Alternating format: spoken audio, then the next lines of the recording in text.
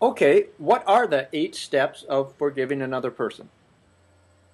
The 8 steps of forgiving another person help us work through an issue methodically through all the parts of our being so that at last it lets go completely and doesn't bother us again. And it goes like this.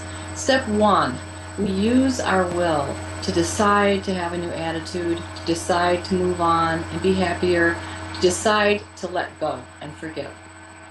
Step 2, we release our emotional pain about the issue. We cry, we express anger, we vent, we do whatever we need to get it out of our system in the raw emotional way in which it lives inside. Step 3, we identify in our minds what our expectations have been. The essence of forgiveness is to release an expectation that's causing us to suffer.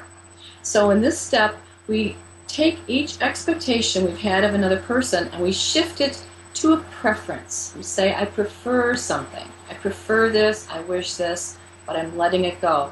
And one by one, we release from inside our expectations of the other person. The next step, we open up to the universe to get exactly what we need in our life. We can't get what we want from this person. We've let that go, but we want to open up to the universe, to our spiritual source, to restore us to wholeness and to give us just what we need.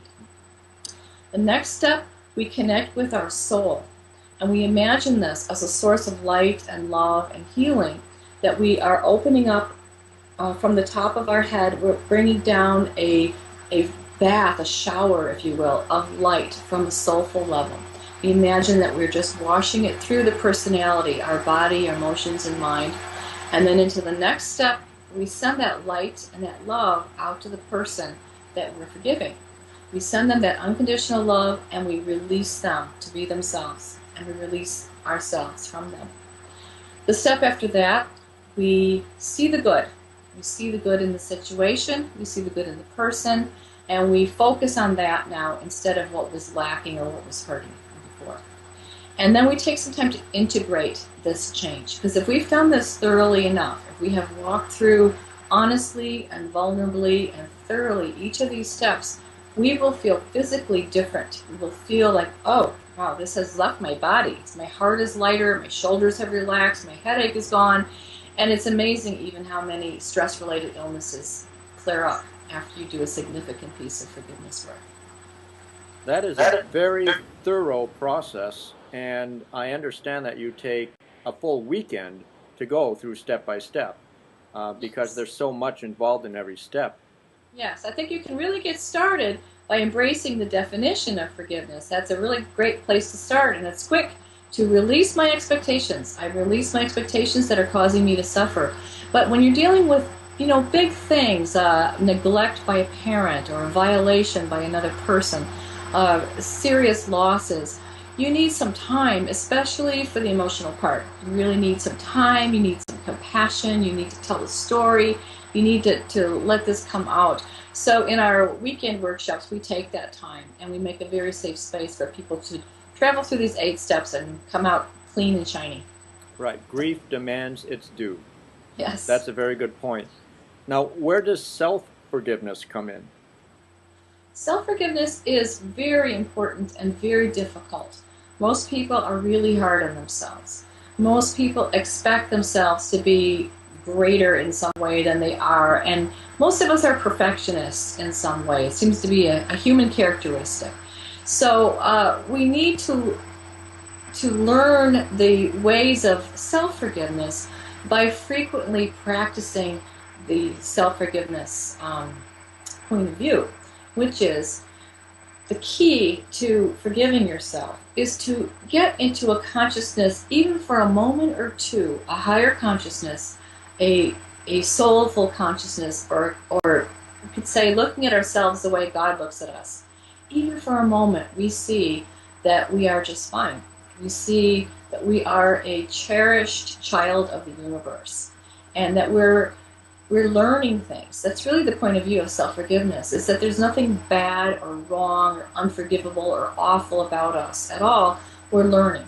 And so the self-forgiveness exercise is different. It's not the 8 steps. And when we do it in the workshop, it's a very quiet, private, kind of sacred sort of thing that we're doing, and it's very simple.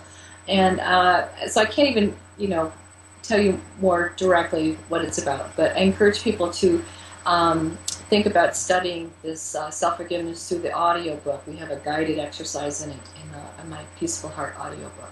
Okay, well, I can see self-forgiveness working if what you did that you need to forgive, you did because you didn't know better at the time.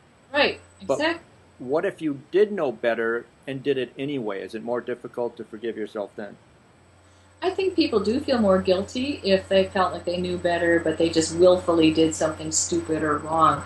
But this is where we talk about the fact that we're complex. Human beings are complex. And you can have your idea of who you want to be and what your integrity is and what you believe in and what your values are and what you're here about. And yet you have parts of you that are not aligned with your highest good or your highest integrity. You have, in psychosynthesis, we call it subpersonalities. We have other parts of us that are sabotaging us or destructive or hurtful, and they act out sometimes.